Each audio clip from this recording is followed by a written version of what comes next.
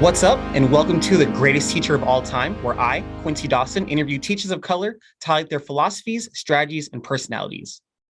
Today, I've got Salem Robles. Hi. What's up, Miss S? How you doing? Pretty good. How are you? I'm good. I'm good. Thank you for being here with me.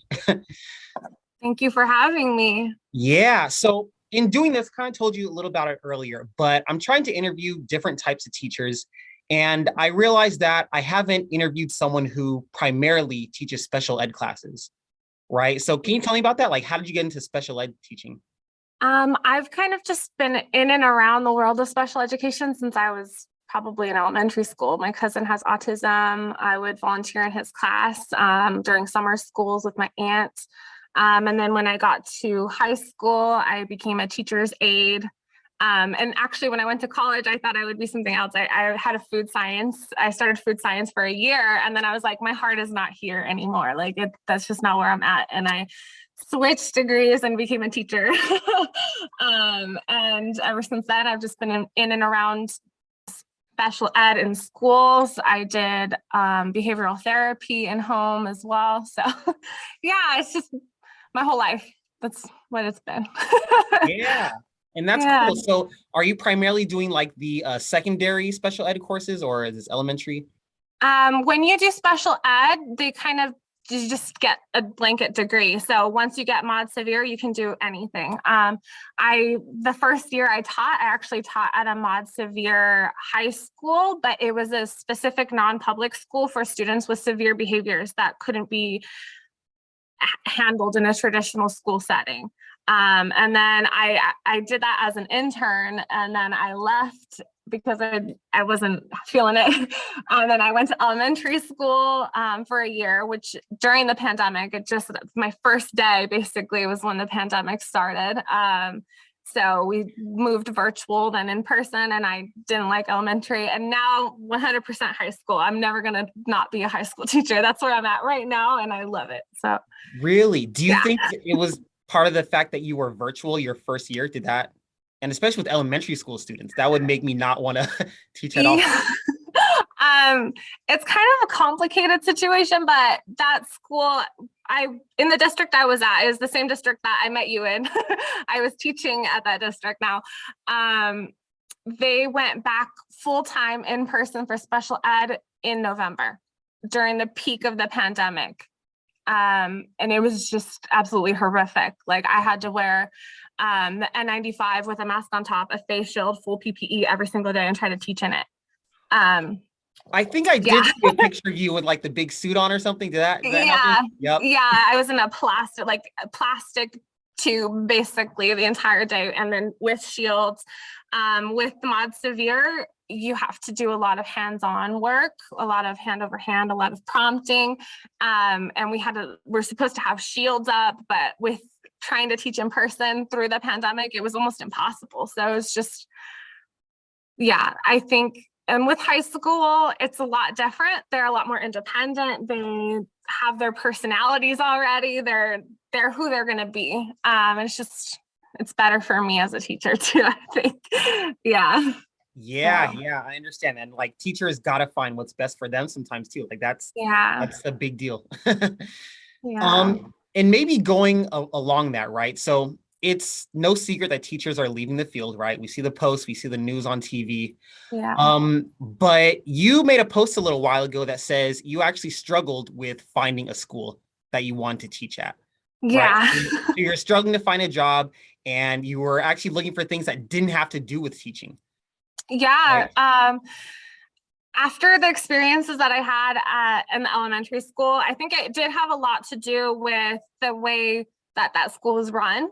And I think being in elementary versus high school, elementary is just a different climate, teacher wise, faculty wise, the way that they're treated as professionals, and the way that it is in the classroom as well. And I honestly, after a year, I was there for a year and a half. Because I got hired in March during the pandemic. I finished out the year, and then I had a full year again with them.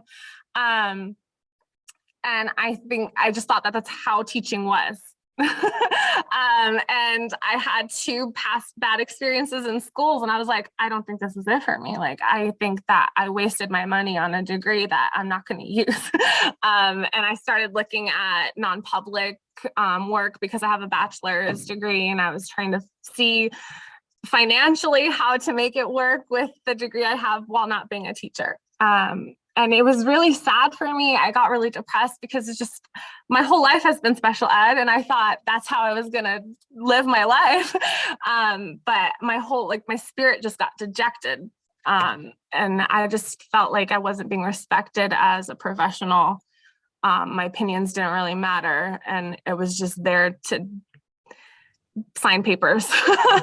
um, so Yeah. yeah, but I got the opportunity to interview for this position at this school. And I was like, I don't really want to do this, but I need money. So let's do it. And after even just the first week of trainings and things that I had, I was like, this is very different. This is gonna be good. So yeah, that's what I want to get. So Yeah. actually, first of all, I'm sure a lot of teachers feel that exact same way you're feeling. Like, don't feel alone with. That's super. Yeah. But Yeah. you say you found this new school, and I'm just going back to this post you made. This new school actually respects your values that you want in education. Can you tell me a Yeah. little about that? Like, what values were you looking for? Well, as a special ed teacher and in the field of special ed, my job primarily is to advocate for the needs of my students because most of them are nonverbal or they're not actually able to advocate for themselves. In my last position, I felt anytime I was going to advocate for them, I would get in trouble. The school district didn't want to offer the things that I thought the students needed. And a lot of times special ed, they have communication devices, iPads, things like that. I would just try and fight for basic necessities and I would be denied and told I can't do that. Or if I offer that in an IEP, the parent would want that and I would get in trouble. And it's basically, that's my job. And I felt like I couldn't do my job. Here, I already, as soon as I showed up, they have so many more things for them, things that I can offer, so much more support that I felt like I didn't have to fear retribution for doing what I feel like is right. Yeah. And So, that is super important. So I'm thinking about me growing up. Like, my mom would tell, or when me and my sister were looking for jobs, right? We're younger, of course. We were looking for jobs that we wanted to do, right? Something we liked, right? yeah. And so to her in that generation, it is bizarre for young people to look for jobs that they like, right? Yeah. Isn't that so weird? Can you tell me about that? Like, do you feel that, or is your family like that, or do you know anyone? Yeah. When I told my family, specifically my grandma, that I was going to leave the job that I had, she was like, "What are you doing? Like, no one's gonna want to hire you because you keep leaving jobs, and no one's gonna like take you seriously as an educator."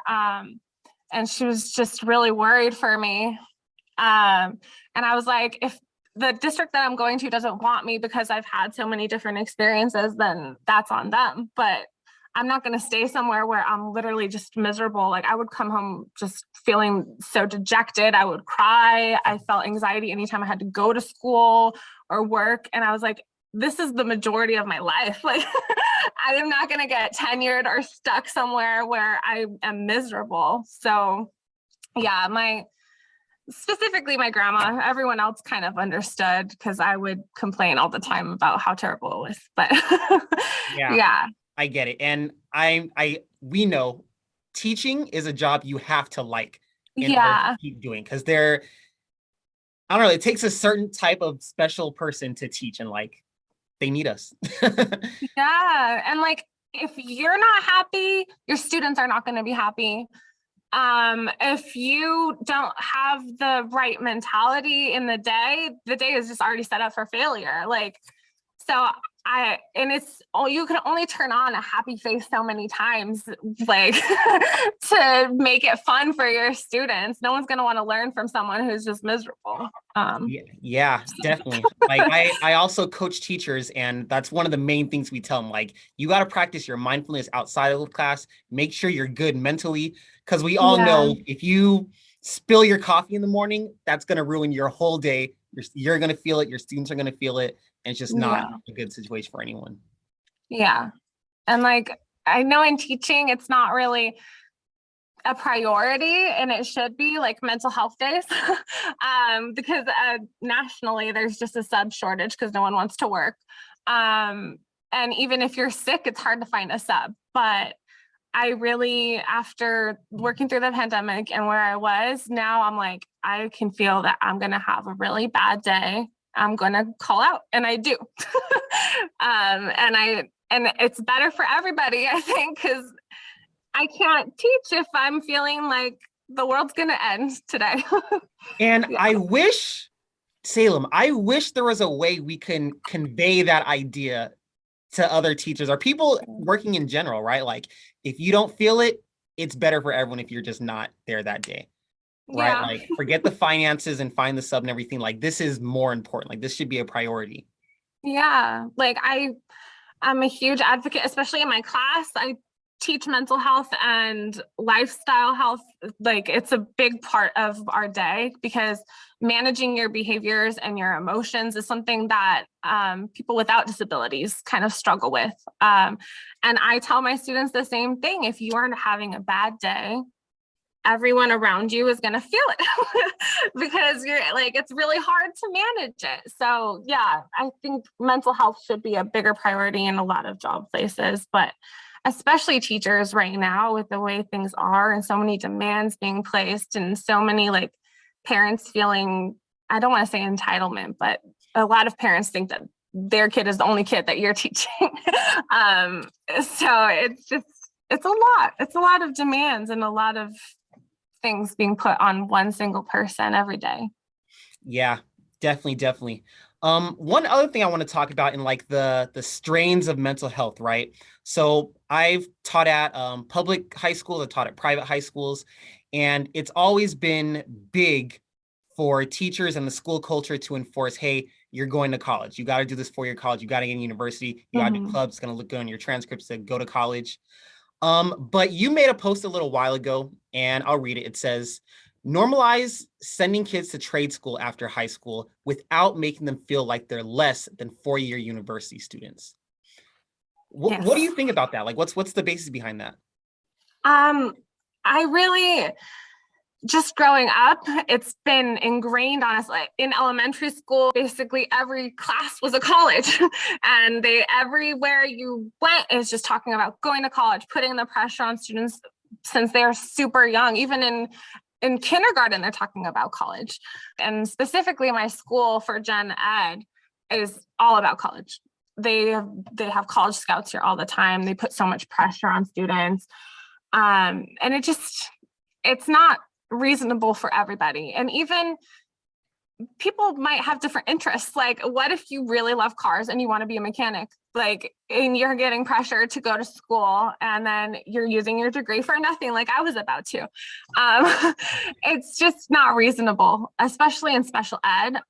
There's a big ASDI campus, or ASDI, so autism specific, on our campus. So we have mild, moderate, and we have mod severe, which is what I teach. And a lot of our students are not, they don't get a high school diploma. They are a certificate of completion. And when they get their certificate, they actually don't go to college. They can't, even if they wanted to, because you need a degree to go to college. So it's kind of unrealistic to have them think that they're going to go to college when they graduate, they're not. So I believe that every student and every person should be able to do what they want. And a lot of my students really want to work at Target, and there's nothing wrong with that.